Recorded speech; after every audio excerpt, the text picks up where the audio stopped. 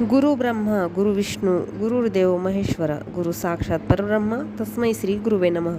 श्री स्वामी समर्थ. पुन्हा एकदा तुम्हा सर्वांचे आपल्या चॅनलमध्ये खूप खूप स्वागत आहे. तर आपल्या सर्वांनाच माहिती आहे की 29 जुलै 2026 वार बुधवारी गुरुपौर्णिमा आलेली आहे. दरवर्षी आषाढी पौर्णिमेला गुरुपौर्णिमा ही साजरी केली जाते. आपण जन्माला येतो तेव्हा सर्वप्रथम आपले आई वडील हे आपले गुरु असतात.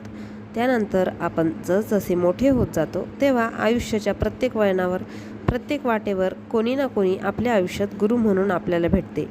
प्रत्येक ठिकाणी प्रत्येक क्षेत्रात ज्यांच्याकडून आपण काही ना काही ज्ञान विद्या आत्मसात करत असतो ते आपले एक प्रकारे गुरुच असतात.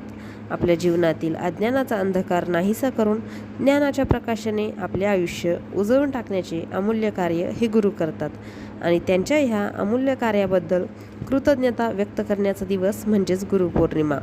तर ह्या गुरुपौर्णिमेच्या दिवशी आपल्याला आपल्या वडीलधारी माणसे आपले गुरु यांच्याविषयी कृतज्ञता व्यक्त तर करायचीच आहे, परंतु त्यासोबतच आपल्या जीवनातील सर्वात मोठे गुरु ब्रह्मांड नायक श्री स्वामी समर्थ महाराज यांच्याविषयी देखील कृतज्ञता व्यक्त करायची आहे.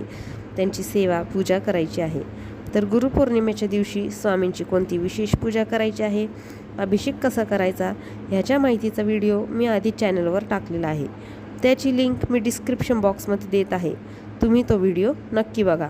तुमच्या सर्व प्रश्नांचे निरसन त्या व्हिडिओमध्ये होऊन जाईल. आता इथे आपण बघणार आहोत की गुरुपद कसे घ्यावे किंवा घरच्या घरी स्वामींना गुरुपद कसे द्यावे आणि अजून बरेच काही. तर सर्वप्रथम म्हणजे गुरुपद हे पौर्णिमेच्या दिवशी घेता येते का? तर हो, गुरुपौर्णिमेच्या दिवशीच फक्त हे गुरुपद घेता येते. काही कारणास्तव जर तुम्हाला गुरुपौर्णिमेच्या दिवशी गुरुपद घेणे शक्य नाही झाले तर तुम्हाला डायरेक्ट पुढच्याच वर्षी गुरुपौर्णिमेला गुरुपद हे घेता येईल. आधीमध्ये इतर वेळी घेता येणार नाही. गुरुपद हे तुम्ही स्वामींच्या केंद्रात मठात जाऊन देखील घेऊ शकतात. परंतु जर तसे शक्य नसेल तर तुम्ही गुरुपौर्णिमेच्या दिवशी घरच्या घरी दिवसभरात कधीही गुरुपद हे घेऊ शकतात. सुतक विटाळ मासिक धर्म असेल तर तुम्हाला गुरुपद घेता येणार नाही. तुम्ही जरी आधीच एखादा गुरु केलेला असेल तरीसुद्धा तुम्ही स्वामी महाराजांचे गुरुपद हे घेऊ शकतात. स्वतः दत्त महाराजांनी 24 गुरु केले होते. तर आपण आपल्या आयुष्यात 2, 3, 4 गुरु का बरं नाही करू शकत? साहजिकच आपण देखील गुरुपद हे घेऊ शकतो.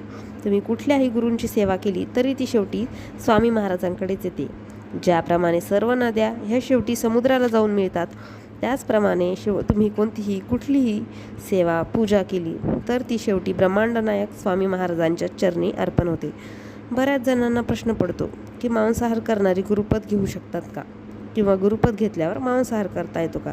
तर हे बघा, स्वामी महाराज असो वा कुठलेही देव असो त्यांना फक्त आपल्याकडून पाहिजे असते ते म्हणजे आपला वेळ, आपली खरी श्रद्धा आणि विश्वास. काळा गोरा सुंदर कुरूप शाकाहारी मांसाहारी जात पात वर्णभेद गरीब श्रीमंत हे सर्व गट माणसांनी पाडलेले आहेत. त्या ब्रह्मांड नायकाच्या दारात सर्वजण सारखेच आहे. म्हणून जरी तुम्ही मांसाहारी असले तरी देखील तुम्ही गुरुपद घेऊ शकता. आणि गुरुपद घेतल्यानंतरही फक्त तुम्ही ज्या दिवशी मांसाहार करणार त्या दिवशी कुठली सेवा पूजापाठ करायची नाही. तसे तर तुम्ही गुरुपद घेतल्यानंतर कळत नकळत तुमच्यातील सर्व अवगुण हे स्वामी महाराज नष्ट करण्याचे काम करतात. म्हणून त्याची आपण काळजी करण्याचा विषयच राहत नाही. आता गुरुपौर्णिमेला घरच्या घरी गुरुपद कसे घ्यायचे? तर सर्वप्रथम सकाळी लवकर उठून शुचिर्भूत होऊन स्वामींची पंचोपचार पूजा करून घ्यावी.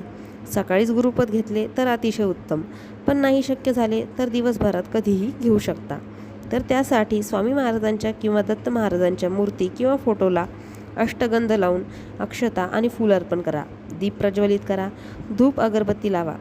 फोटो किंवा मूर्तीच्या समोर नारळ ठेवून तुम्हाला हा पुढील मंत्र बोलायचा आहे.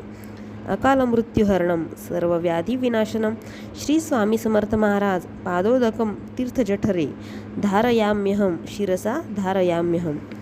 हा मंत्र बोलून झाल्यावर हात जोडून महाराजांना विनंती करायची आहे की आजपासून तुम्ही माझे गुरु आहात आणि कृपया करून माझे हे गुरुपद स्वीकारावे आणि त्यानंतर 3 वेळा महाराजांना मुजरा करावा. तुम्ही हे गुरुपद दरवर्षी गुरुपौर्णिमेला घ्यायचे आहे. आणि राहूनच गेलं. धूप दीप लावल्यानंतर महाराजांसमोर नारळ देखील ठेवायचा आहे आणि त्यानंतर मी आत्ता जो मंत्र सांगितला तो मंत्र तुम्ही म्हणायचा आहे.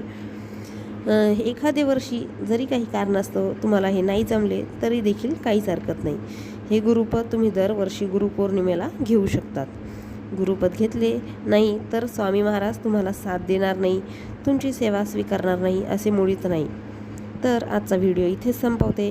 व्हिडिओ कसा वाटला ते मला कमेंट करून नक्की सांगा. आवडला असेल तर कमेंट बॉक्समध्ये श्री स्वामी समर्थ लिहायला विसरू नका.